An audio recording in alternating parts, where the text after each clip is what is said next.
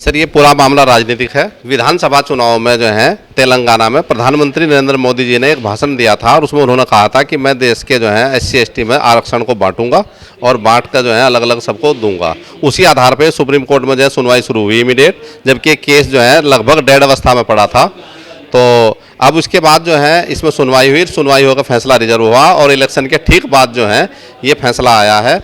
और ये फैसला संविधान के जो आरक्षण के जो आर्टिकल बने हैं संविधान में, article 14, article 15, article 16, article 335, article 341, 342, ये आर्टिकल संविधान में बने हैं। इस किसी भी आर्टिकल में जो संविधान सभा थी हमारी बाबा साहब डॉक्टर भीमराव अम्बेडकर, उन्होंने कहीं भी ना तो क्रीमी लेयर की व्यवस्था की है और ना ही इसमें जो है ये व्यवस्था की गई है कि इसको जो है सब क्लासिफिकेशन कर दिया जाए। बल्कि जब SC की सूची में जो है कोई व्यक्ति जो है कोई कास्ट शामिल की जाती है, उसका एक सिस्टम है, उसमें जो है 20-22 बिंदुओं की एक रिपोर्ट होती है, एक रिसर्च टीम होती है, वो रिसर्च करके एक अपनी रिपोर्ट देती है और उस रिपोर्ट के आधार पर SC की जातियों में शामिल की जाती हैं जातियां या बाहर निकाली जाती हैं। आर्टिकल 341 इस काम को करता है। ये पावर पार्लियामेंट को मिली है और पार्लियामेंट किसी जाति को SC की जाति में से निकाल भी सकती है और बाहर भी कर सकती है। यदि पार्लियामेंट को ये लगता कि ये जाति जो है निकालनी चाहिए तो पार्लियामेंट का काम है, उस काम को राज्य सरकार को कैसे दे देंगे जिस काम को केंद्र सरकार नहीं कर सकती। जो संसद की पावर है, संसद सर्वोच्च है देश में, जिस पावर को जो है स्टेट गवर्नमेंट को देकर एक देश में एक देश की जो संप्रभुता है वो खतरे में डाली जा रही है। राज्य कुछ कहेंगे, सेंटर कुछ कहेगा और वो अलग अलग दोनों आपस में लड़ेंगे और उससे देश की एकता और अखंडता को खतरा पैदा होगा। 1975 में ज्ञानी जैल सिंह जो है राष्ट्रपति मुख्यमंत्री थे पंजाब में, उन्होंने एक इलीगल आर्डर ये पारित किया था। ये 75 से लेकर बहुत लंबे समय तक 2000 तक चलता रहा और आरक्षण मिलता रहा। लेकिन आज तक जो वाल्मीकि की दशा है वो वही दशा है जो आज जो और दूसरे राज्यों में थी, जहां अलग आरक्षण मिला है वहां के सारे पद खाली रहे हैं और वो पद जो है अपर कास्ट के काम आए। क्लासिफिकेशन कामयाब नहीं हो पाया हरियाणा और पंजाब में, हुआ ही नहीं है बिल्कुल। आज भी स्थिति आप वहां जाकर देखिए कितने कांड हो गया था। हाँ, कितने लोग जो है वहां जो है नौकरियों में आए हैं, बिल्कुल वो थोड़े से लोग नौकरियों में आए हैं और जितने और जगह आए उतने ही वहां आए हैं। सुप्रीम कोर्ट ने जो है EV चिन्नैया का जो आदेश था वो संवैधानिक रूप से बहुत मजबूत डिसीजन था और बहुत अच्छा डिसीजन था। उसमें यह कहा गया था कि यदि राज्य सरकार को ये लगता है कि ये जाति जो है पिछड़ रही है तो उनको आरक्षण देने के योग्य बनाया जाए, उनको जो है संसाधन उपलब्ध कराया जाए, उनको एजुकेशन उपलब्ध कराया जाए। तो एक अच्छा डिसीजन था। यदि योग्य आदमी बनकर जो है आरक्षण के बल पर जो है नौकरी में जाएगा तो वो अच्छा रहेगा, या अयोग्य आदमी जाएगा वो अच्छा रहेगा। अयोग्य तो जाएगा ही नहीं, तो पद खाली रहेंगे उसके।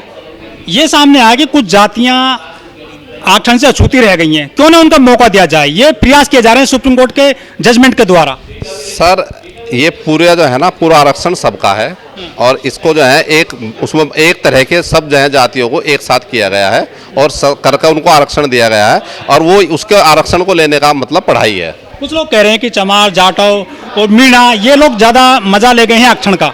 उनकी संख्या को भी देख लीजिए। यदि उनकी संख्या के ऊपर ध्यान करेंगे तो उनकी संख्या भी थोड़ी ज़्यादा है और वो अभी तक जो है ना टोटल जो आरक्षण है वो अभी तक जो है ना OBC का पूरा हुआ ना SC का पूरा हुआ। तमाम डाटा जो दिखाया गया था जब वो पूरा ही नहीं हुआ, खाली पड़ा है, तो फिर वो कैसे कह देंगे इसको कौन लेगा। जो खाली पड़ा है उसको किसने खाया ये भी सबके सामने है।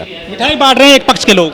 मिठाई बांटना नहीं, वो अज्ञानता है और आने वाले टाइम में वो भी जो है हमारे साथ आएंगे। इसका सबसे बड़ा नेगेटिव पहलू ये है इसका कि जैसे अब जो है ये इन्होंने सुप्रीम कोर्ट ने एक फैसला दे दिया। अब कोई भी राज्य सरकार कोई भी वैकेंसी निकाल लेगी तो कोई भी एक आदमी हाईकोर्ट चला जाएगा लेकर कि ये जो वैकेंसी निकाली है, जो आरक्षण अधिनियम है, इस आरक्षण अधिनियम का जो है इसमें जो है सुप्रीम कोर्ट के आदेश का उल्लंघन हुआ है, इस आरक्षण अधिनियम को रद्द कर दिया जाए।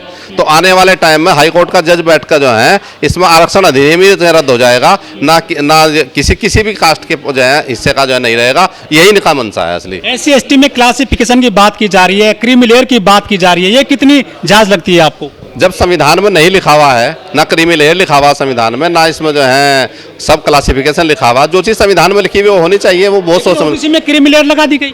OBC में भी लीगल तरह से क्रीमी लेयर लगाई गई। वहाँ भी संविधान का आर्टिकल 16(4) में SC ST OBC को आरक्षण मिला है। तो क्रीमी लेयर ना उनके लिए है ना हमारे लिए है। ये 1992 में जो है जब इंदिरा साहनी का फैसला आया था उसमें जो उन्होंने लगाई थी, सुप्रीम कोर्ट ने लगाई थी, वो सुप्रीम कोर्ट ने जो है गलत लगाई थी क्योंकि संविधान के आर्टिकल 16(4) में जो है कोई क्रीमी लेयर का प्राविधान नहीं है और वहाँ सबके लिए आरक्षण है। लेकिन 7 जजों की बेंच ने फैसला दिया, जो बड़ी बेंच है। 7 जजों में एक जज जो है बेला त्रिवेदी जी हैं, एक न्यायमूर्ति, उन्होंने जितने जो हैं इसके जो है आर्गूमेंट जिसके जो है पक्ष में दिए हैं उनका सबका खंडन किया है, वो भी एक जो है जस्टिस है। और यदि जो है सुप्रीम कोर्ट से अलग अलग फैसले आरक्षण पा रहे हैं तो मैं इसमें जो है जजों की जो है उसके जो है अयोग्यता ही कहूँगा जो है कि यदि इस बिल्डिंग का एक जो है मैप है उसका जो है यदि उसका एक एस्टिमेट निकाला जाए कितने में बनेगी, सब लोगों को बराबर निकालना चाहिए। एक आपकी बिरादरी के भी हैं गवाई साहब, उन्होंने तो जो है इस निर्णय के मामले में जो है सबसे जो है क्रीमी लेयर का कंसेप्ट वही लाए और बाकी लोगों ने उनकी बात को हाँ में हाँ मिलाया, जबकि जो चंद्रचूड़ जी थे उसमें जो है क्लासिफिकेशन का था। हालांकि जो है क्लासिफिकेशन बहुत गलत चीज़ है, उसमें उन्होंने कहा कि किसी भी जाति को 100% नहीं दे सकते। अब यदि एक जाति जिसकी संख्या 2% है उसको 99% दे दो सुप्रीम कोर्ट के हिसाब से। लेकिन लोग कहते हैं कि चमार जाटो मीणा ये एसपी बन रहे हैं, डीएसपी बन रहे हैं, और एक जो समाज है बहुत बड़ा वो कब तक जो है मुख्य धारा से जो है दूर रहेगा, कब तक झाड़ू लगाएगा, कब तक चीवर में मरेगा वो समाज। उसको जो है ना सरकार को जो है उसकी जो है डाटा इकट्ठा करना चाहिए, उसको बताना चाहिए कि कितने आईएएस किसके बने और किसके नहीं बने। वो हाइपोथेटिकल क्वेश्चन है और उसमें जो है कौन किसका कितना बना क्या नहीं बना वो तो आने वाला टाइम बताएगा जब जो है इसका जो है जानकारी होगी। ये सब जो है मेन बात यह है कि जो बाबा साहब डॉक्टर भीमराव अम्बेडकर थे उन्होंने जो संविधान लिखा था हमें उसको एज इट इज मानना है। सुप्रीम कोर्ट के जज भी उसी तरह से जो है संविधान की शपथ लेकर कि हम संविधान के अनुसार काम करेंगे, उसी तरह से उनको जो है उसको आगे बढ़ना है। ये राज्यों को अधिकार है इस तरह का जो डिसीजन दिया सुप्रीम कोर्ट ने क्लासिफिकेशन का। सर जो अधिकार केंद्र सरकार को नहीं है